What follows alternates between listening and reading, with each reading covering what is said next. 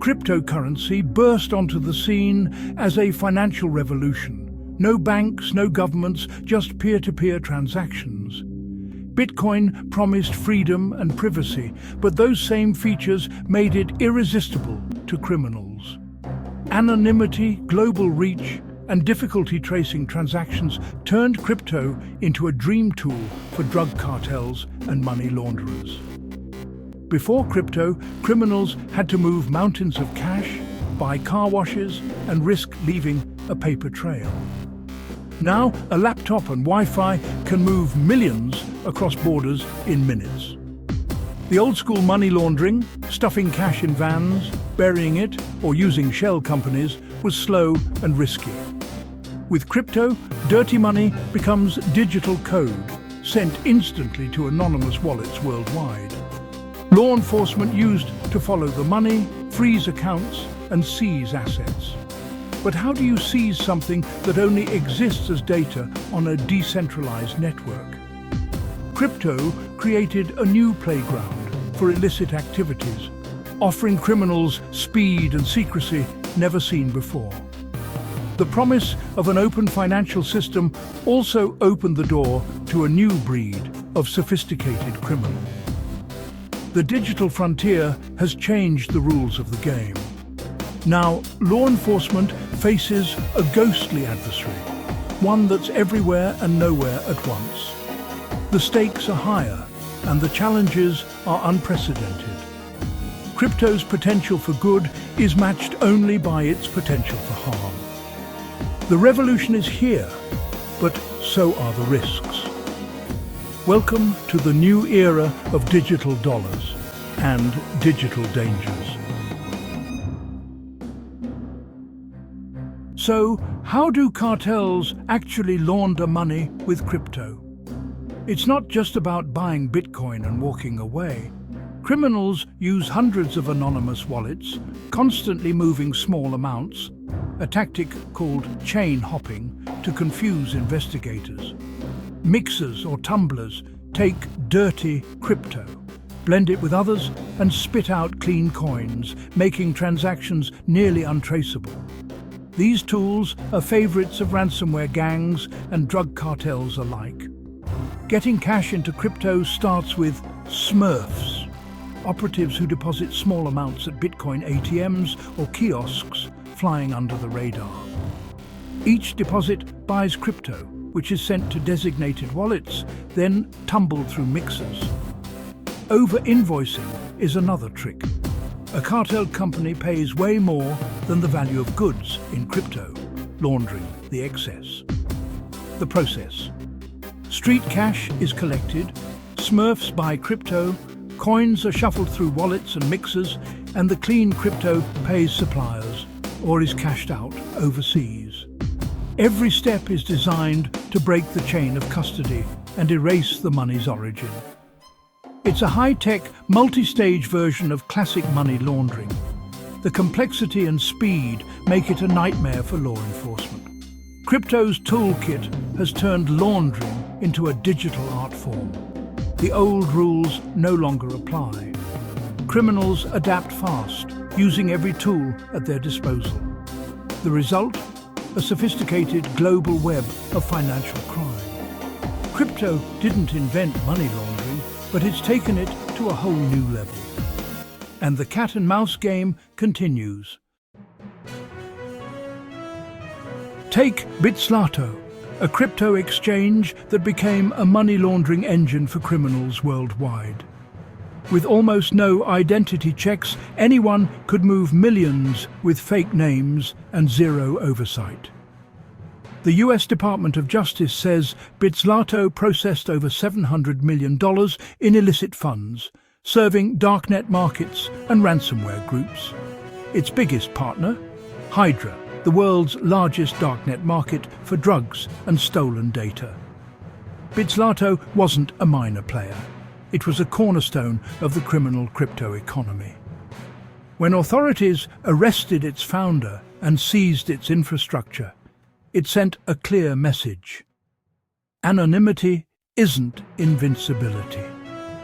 The case exposed a key vulnerability. Crypto exchanges are the bridges between the digital and real worlds. Shutting down Bitslato disrupted a massive flow of dirty money. Even in the shadows, there are pressure points law enforcement can hit. The fight against crypto crime starts at the exchanges. Crypto crime isn't just about cartels, it hits regular people too. Scammers lure victims with fake exchanges, miracle coins, and promises of huge returns. Take Mark, a teacher who invested in a slick-looking platform promising 20% monthly gains. He started small, saw his investment grow, and kept adding more, over $15,000 in total. When he tried to withdraw, the site vanished, and so did his money. Mark's story is heartbreakingly common. The FBI receives thousands of similar reports every year, with billions lost. These scams, called pig butchering, fatten up victims before stealing everything. The emotional toll is devastating. Shame, distress, and a sense of violation. Crypto's anonymity makes it nearly impossible to trace stolen funds or catch the scammers, who often operate overseas. Victims are left with nothing, and justice is rare. The same technology that empowers can also destroy. Crypto's dark side isn't just theoretical, it's personal. For every criminal success story, there are countless victims. The risks are real, and anyone can be a target. In the world of crypto, caution is everything. As crypto crime exploded, governments and tech companies scrambled to respond. Stricter Know Your Customer and anti-money laundering rules now require real IDs on major exchanges. The goal: close the on-ramps and off-ramps between crypto and traditional banking. If criminals can't easily convert cash to crypto or vice versa, their schemes collapse. Global watchdogs like the Financial Action Task Force push for banking-style rules everywhere. On the tech side, blockchain analytics firms like Chainalysis trace funds using data analysis and machine learning. They link wallets to real-world entities, flagging scams and tracking stolen coins. These tools have helped crack major cases and recover stolen assets. Every crypto transaction leaves a permanent record, if you know how to read it. The blockchain is both a shield for criminals and a treasure trove for investigators. The battle is high-tech, and the stakes keep rising. As law enforcement adapts, so do criminals. It's an endless arms race. When big exchanges tighten rules, criminals flock to unregulated platforms in weak jurisdictions.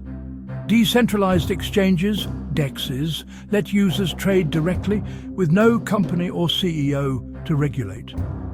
For criminals, DEX are a goldmine. No KYC, no oversight. Cross-chain bridges add another layer, letting criminals swap coins across blockchains and further muddy the trail. Each hop makes tracking harder, like a fugitive changing disguises. Law enforcement is always playing catch-up. Shut down one darknet market, and more appear.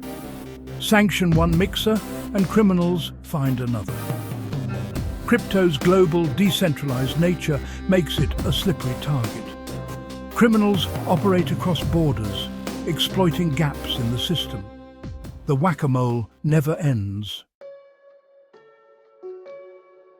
Privacy coins like Monero and Zcash take anonymity to the next level.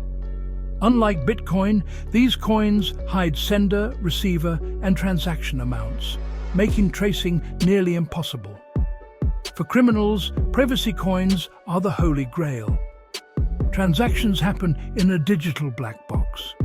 They're used for drugs, weapons, and even terrorism on the dark web. Blockchain analytics can sometimes crack Bitcoin, but privacy coins remain a black hole for investigators. Regulators are stumped. How do you police a system designed to be untraceable?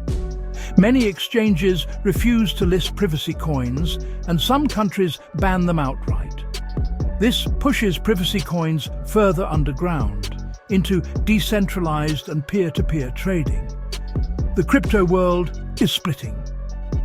Regulated, transparent coins on one side, a shadow economy on the other. Criminals often swap Bitcoin for Monero to erase the money trail. Privacy coins are now a key tool for laundering money. The shadow economy is growing, and it's nearly invisible. Governments' responses to crypto crime are wildly inconsistent. Some, like El Salvador, embrace crypto. Others, like China, ban it outright. Most countries fall somewhere in between, regulating but not banning. The EU's MiCA law and US agencies are trying to bring order, but global coordination is lacking. This patchwork creates loopholes. Criminals and shady exchanges flock to countries with the weakest rules. Regulatory arbitrage lets bad actors operate with impunity in friendly jurisdictions. International bodies push for standards, but progress is slow and uneven. The challenge: how do you regulate a borderless technology with national laws? Until there's a global approach, criminals will keep slipping through the cracks. The fight against crypto crime is only as strong as its weakest link. The world needs a united front, but we're not there yet. Crypto offers real promise: financial freedom, lower costs, and protection from unstable regimes. But that same freedom fuels crime, scams, and global money laundering. The core conflict. How do we balance innovation with security? Heavy-handed regulation risks stifling progress. Too little invites chaos. The stakes are high. Crypto could revolutionize finance or empower a new criminal underworld. Smarter regulations, better technology, and international cooperation are essential. The story of crypto is still being written. It could be a tool for inclusion or a permanent fixture of crime. Right now, it's both. The challenge is separating the good from the bad.